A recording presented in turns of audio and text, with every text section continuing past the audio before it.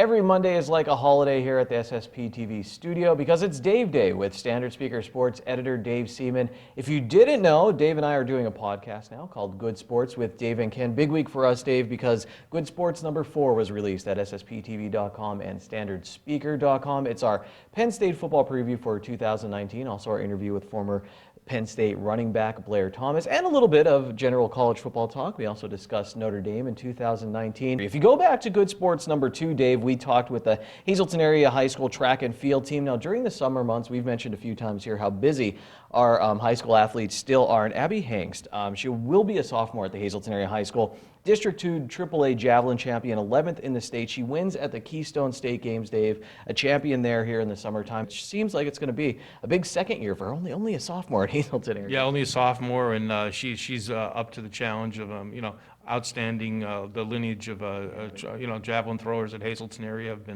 has been well documented on this program and in print. Steve Stallone does a fabulous job covering our track and field teams, and he did a great feature story on Abby last year. And she's an athlete, above her years, really. I mean, she has the confidence, but not the cockiness, and she knows that she can get better, and she will get better. There's no doubt about it. And like I said, you don't rest on your laurels. You get right to it in the summer months, and she's proven that you take it up in the summer, good things happen, and it's just a stepping stone for what's going to happen in the future for her career. And like I said, she's only a sophomore, so her best days are still to come.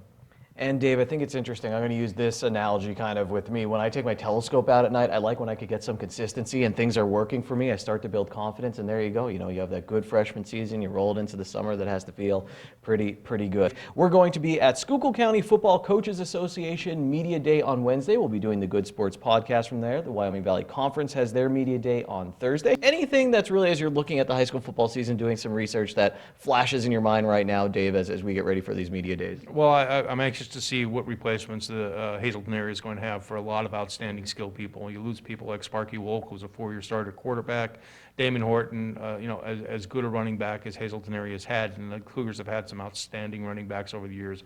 Damon Horton's in that discussion as among the best top flight receivers in Jared Hunsinger and in David Smith. You lose those kind of guys. You lose a lot of offensive linemen too. So some might say it's a rebuilding year, but every time I pass the stadium, I see a group of eager players working out. It's been that way all summer.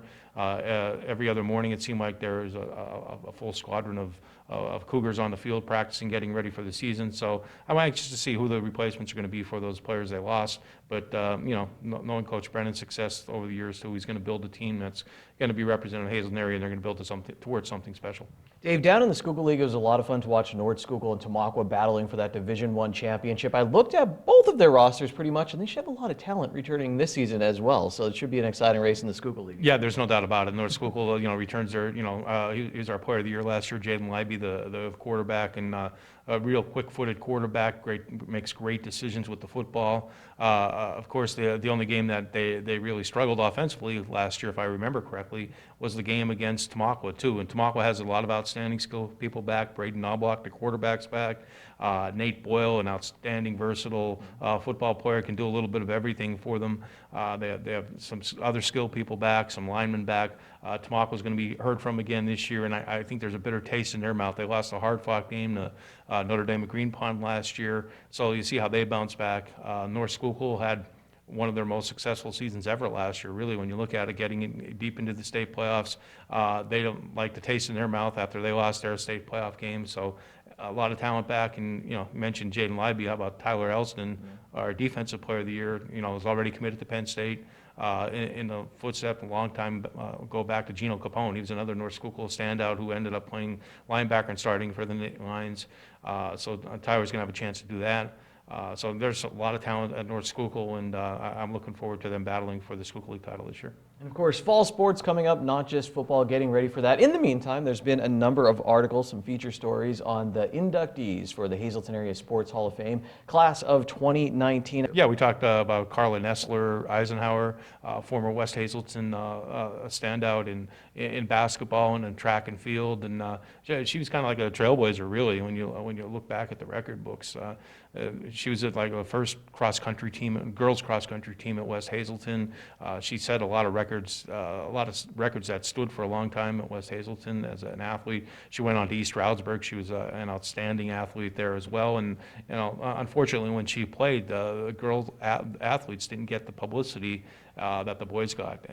But she was every bit as determined and as competitive and as talented as the boy athletes that played at her time. And a lot of girls have followed in her path. And if it wasn't for people like her, athletes like her, who knows where female athletes would be in this area at this point. Thank you so much, Dave, for today. Remember, we have that podcast coming up, Good Sports with Dave and Ken. We'll be at Schuylkill County Football Coaches Association Media Day and be looking out for fall sports previews in the Standard Speaker and here on Community NEPA News and SSP TV News.